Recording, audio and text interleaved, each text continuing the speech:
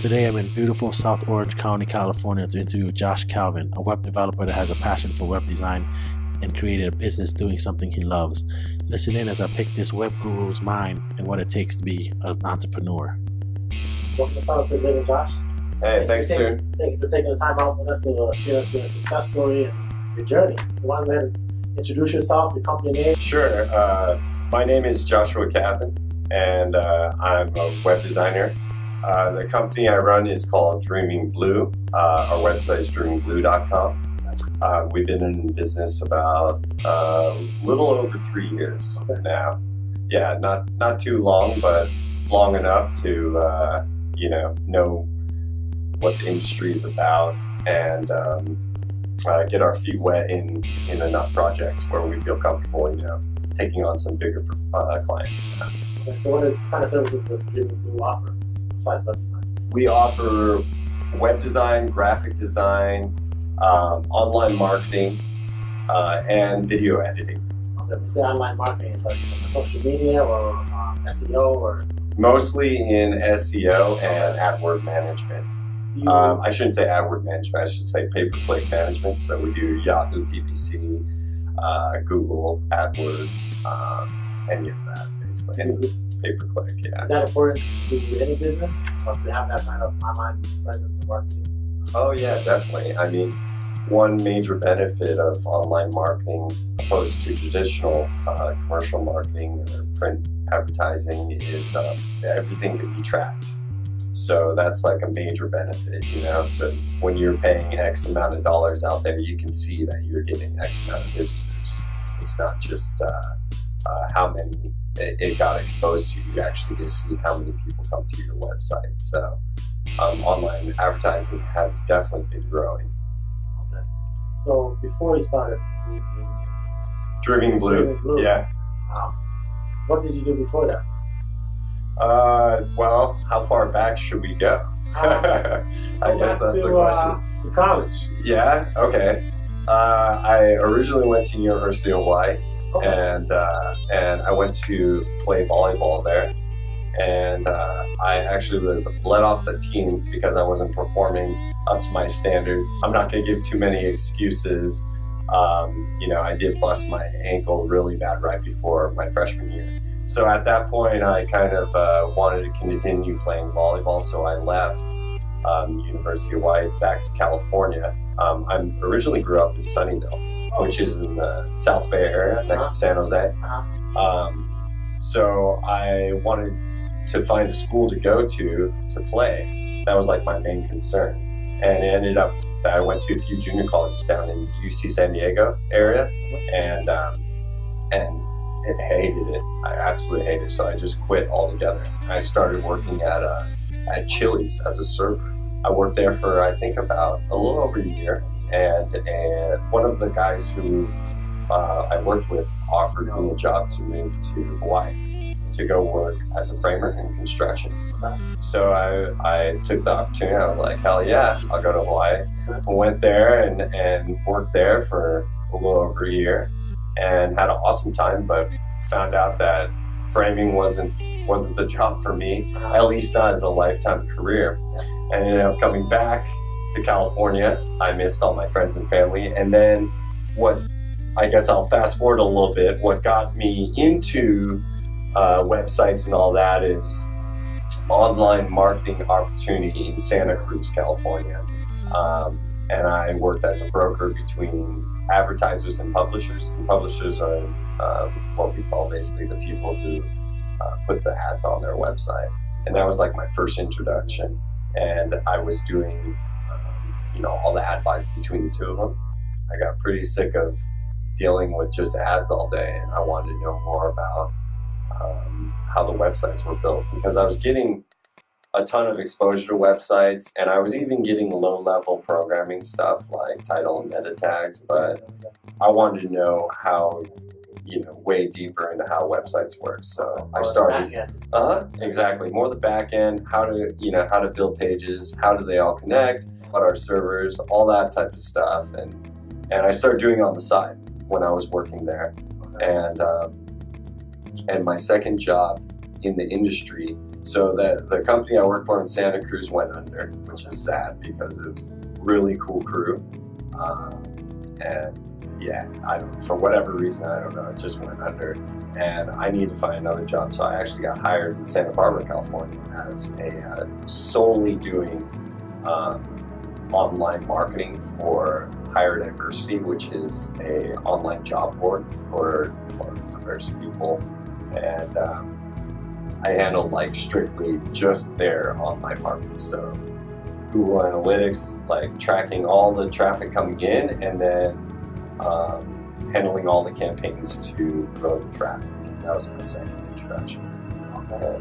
I did that for a while. I know this is kind of long. I'm going on and on. This is cool. That's what we're here for. Okay, cool. So yeah, that after doing that, the economy took a dive, and that's when they decided to let me go from doing that. And coincidentally, we were going to move anyway because I met the love of my life, my fiance now, and she got into grad school in Carson, which is not too far away, as you know, from here. So I was gonna quit anyway. So it was kind of convenient. They let me go, and then we both moved to Orange County, and she went to school in Carson, and I was looking for work all in the meantime. I didn't know what to do because it's so difficult to find work, as you know, right when a crash happened. Yeah. So I just kept programming on the side, and I picked up a gig from a buddy of mine. It was an e-commerce store. I forgot what the products were. They're not very interesting products, but exactly, yeah, exactly. But I do remember that was the first gig that I got, and it was from a friend. It was a very small project. I think it was like, under $150, something like that, to help with this site. And that was like the first time I was like, wow, I just made money doing something that, that I like and that I learned on my own, and it grew from there. And I picked up another one, and then pretty soon people started referring me work, and that was a huge step when people actually start getting work from work you've done in the past, and you start to realize that it's like a spider web, and the more you grow out, and if you do good work for other people, they'll refer to you. And that's why it's so important to do, the best work you can for someone, because you never know where that next job is going to come from. When did you decide, okay, I'm going to start a business in this country? Well, it wasn't, I don't even remember really. It kind of blurs. It wasn't one, I think for some people it might be like a definitive moment where they're like, I'm going to do this. For me, it was more like I said, I started to realize that I could make a little bit of cash when I was on unemployment at the time, and I was like, well, this I should just keep doing this until it craps out, until it doesn't work anymore. And I guess, there was a rough time. I think it was in October of that would be 3-4 years ago, that I was like, okay, I'm gonna go down and get a business like that. That was a hassle in itself. I didn't know where to start with that. That was more of what struggles to start this business. Right. That was a struggle. But yeah, to answer your question, the dream move, how I came to that name was because I went searching online for names for the company. And have you searched .coms, like trying to find? It's a nightmare, right? You can't find it. So those were like the combination of words that I found that I liked and was available. So is there any meaning behind Dream and Gloom, or is it just something that's catchy that you thought? Yeah, it was. Cool. It was basically the words that I could combine together that I thought were cool. Yeah, to be honest, there was no significance when I purchased it. Other than I thought it's an easy, when you purchase .coms, you want something that is really easy to type in and not easy to forget, because you don't want to hurt yourself at all for someone to be like, oh, what's the name of them again, or someone to go to try to spell it, misspell it, then they give up. You want I figured those two words are easy to spell. Yeah. So, yeah. Right now, 3 years in business, you consider yourself successful. Well, I haven't gone under. I guess that's a success. Yeah, What's that's a success. Yeah, I mean, financially, yeah, I've been doing pretty good. This is the third year. I've almost doubled every year. Okay. So that's in revenue, which is very promising. I'm not where I want to be at, right now. Obviously, I want to grow a lot more, but I'm pretty happy with the consistency and growth. Yeah. Besides getting that struggle you have with the business license, were there any other struggles building this company up besides that? Oh yeah, there's tons. I mean, I'm sure this is common within a lot of entrepreneurs, is that when you're first starting out, you don't have consistent work. I should say that in general, like even now I'll have spurts in months where it'll be like the slow season, right? And I guess that's one struggle, is when you have to pay bills and rent and everything, and you don't have that consistent paycheck. And I feel like a lot of entrepreneurs probably at some point they reach a time where they question, if they want to do this anymore, right? They go, well, I want to say everyone. There's some lucky ones. Right. There are some overnight success stories. Right. There are those very small percentage. Mm-hmm. But myself, we're on the same team. Yeah, and I'd say more people than not go back to work. Yeah. And they go work for someone else. And then you have those others that go, screw this, I like being my own boss. One awesome thing about being an entrepreneur is that how hard you work is how much money you can make. You're not limited. Unlike if I was going 9 to 5 and I had 70,000 whatever year salary, it's like that's it, right? Yeah. Next raise. Yeah. Extra I mean, 20 cents, whatever. exactly. Yeah, exactly. 8% raise. Oh, that's great, man. I just spent 3 years here, so it's not for everyone, but I figured out a while ago that this was for me. So.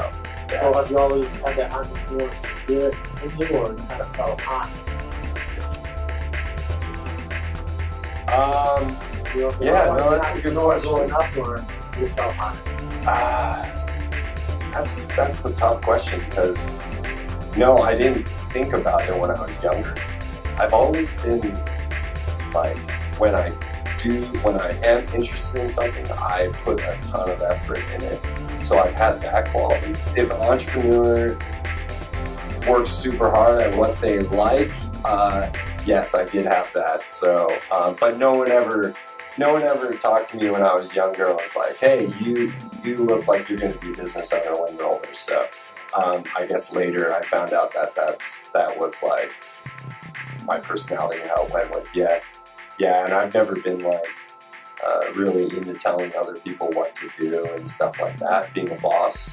But now that I have been doing that and working and managing others, I feel like that I can do it pretty good. So people just let you manage that. How many people do you manage? Right now it's only one other. Yeah, before it was 2.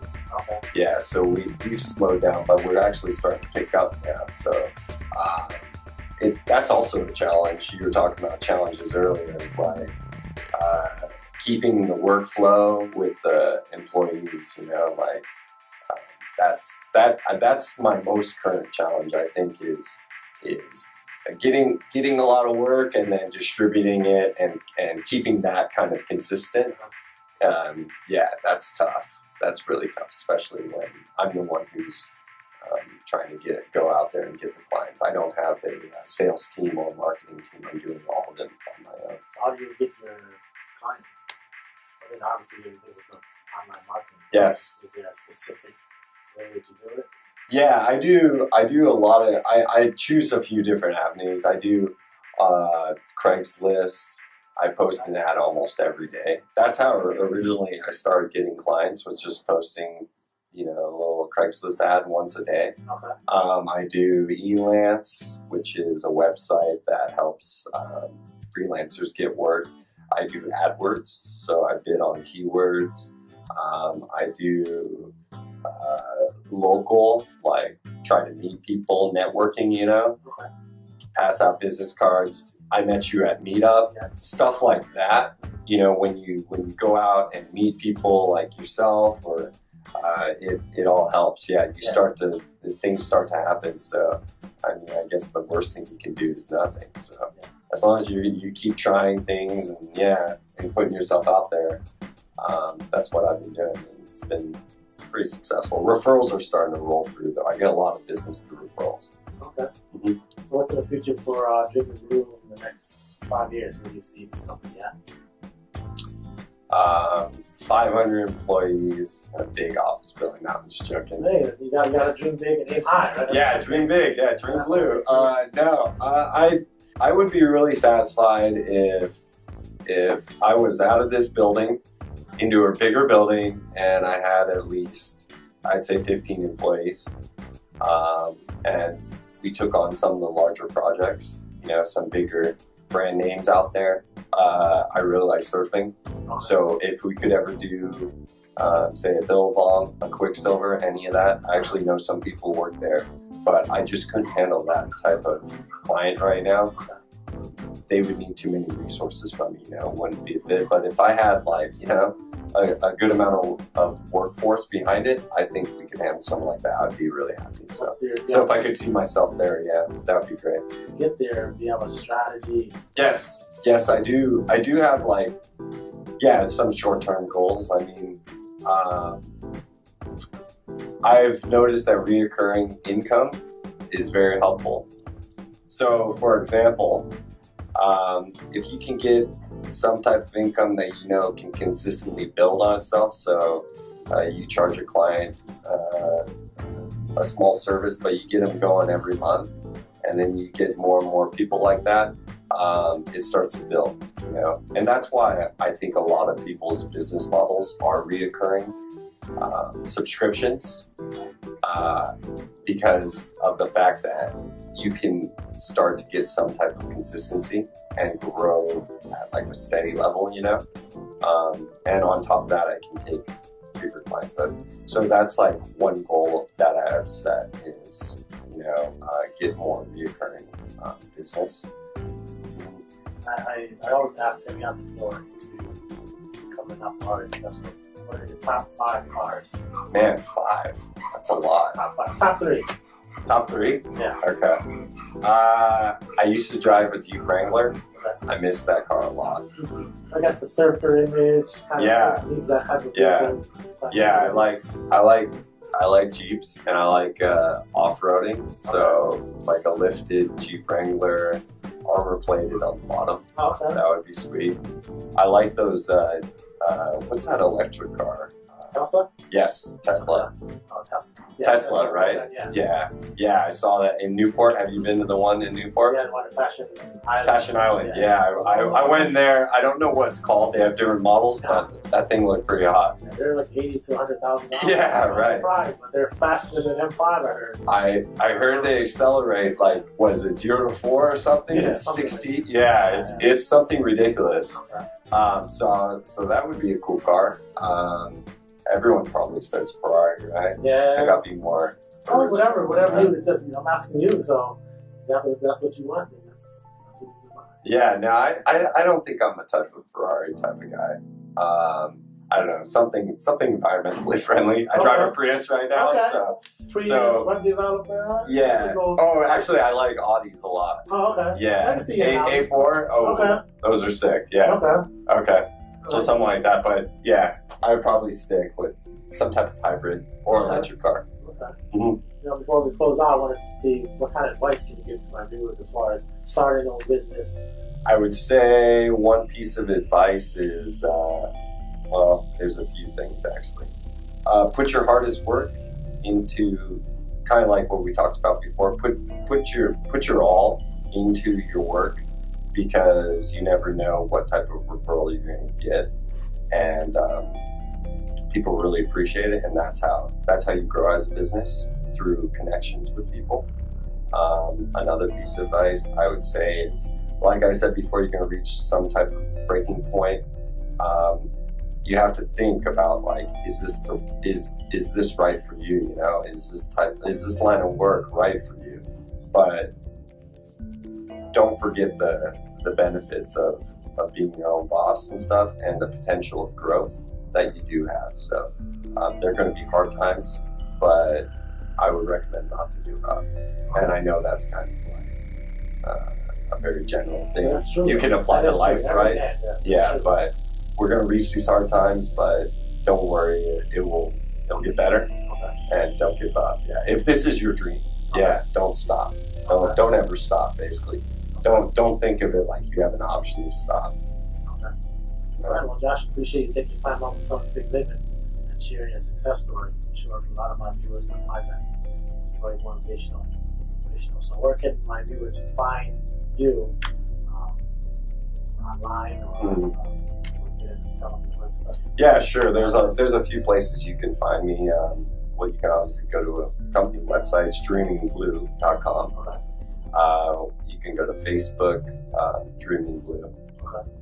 You can go to Twitter.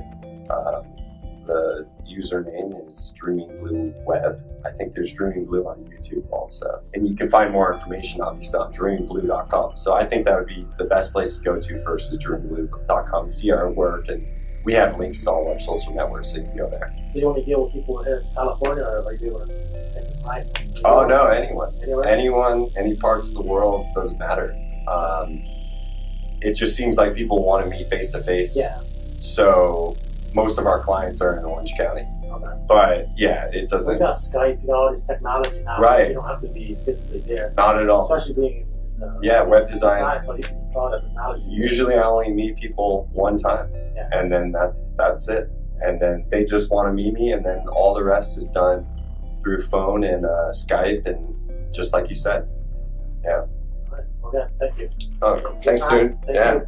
Best of luck.